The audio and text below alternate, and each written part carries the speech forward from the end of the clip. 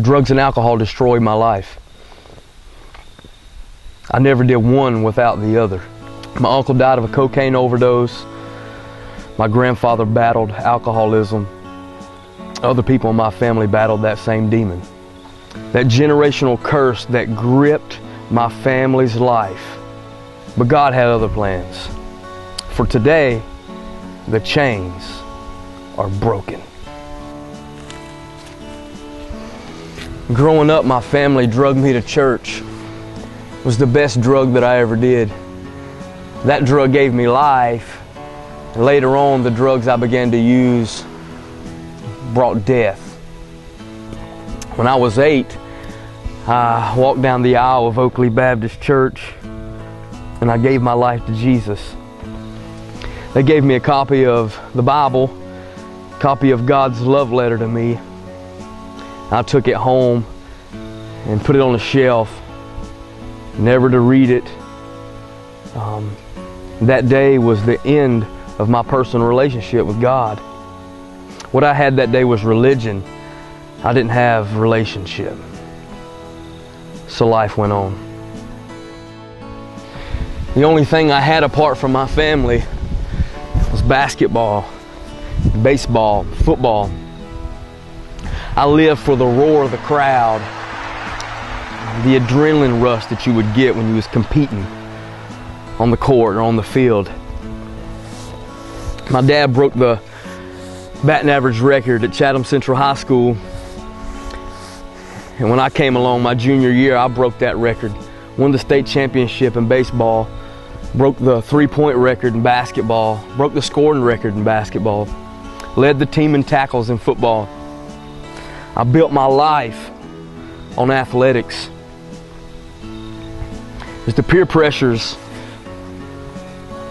began to come as a young man in high school, I started making wrong decisions. I built my life, the foundation of my life, on my sport and the ability to play. Reggie Dabbs says that life is made up of millions of choices. If you want a better life, all you have to do is make better choices. I began to make terrible decisions that would alter the rest of my life. The pressure was just too hard to take. Everybody else drinking, everybody else partying, all the girls wanting to go out. Life in high school can be extremely tough. When I was in high school, I made the decision to smoke my first cigarette. It seemed very small at the time. Drank my first beer and took my first shot of whiskey. I can remember the day that I smoked my first marijuana, the day that I did my first line of cocaine. My life began to spiral radically out of control. I took the addiction that I developed in high school and I took it with me to college to play baseball right outside of Charlotte. After the first year of college, I flunked out. Everything that I built my life upon, all my hopes, all my dreams, all the athletics that I poured all my time and energy into, just crumbled right before my eyes. I didn't know what I was going to do. I didn't know where I was going to go. I'd lost all hope. I didn't have anywhere to stand. Nobody wanted to be around me. I destroyed my relationship with my family. I began to get in trouble with the law, drunk driving, possessions of drugs, broken relationships, broken dreams. I didn't know what I was going to do. I was hopeless. My life had become to the bottom of the pit, to the end of the rope. I had nowhere else to go. I didn't know what to do. The Bible says that if you raise your kids up in the admonition of the Lord, when they are old, they shall return back to it.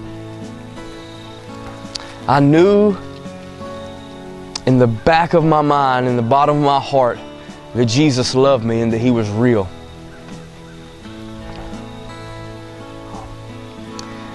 One day I got down on my knees in the bedroom of my mom and dad's house. It was when my drug addiction had gotten so bad, my alcoholism destroyed my life. I got down on the knees of my bedroom and I gave my life back to God. I remember the exact spot. I get in it sometime. And God met me right there. He forgave all of my sins.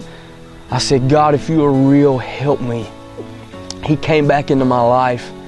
He delivered me and set me free of all the drug and alcohol addiction. And he broke the chains off of my life.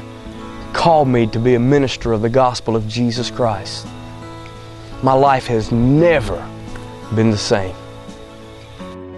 I am Chance Walters, and I am second.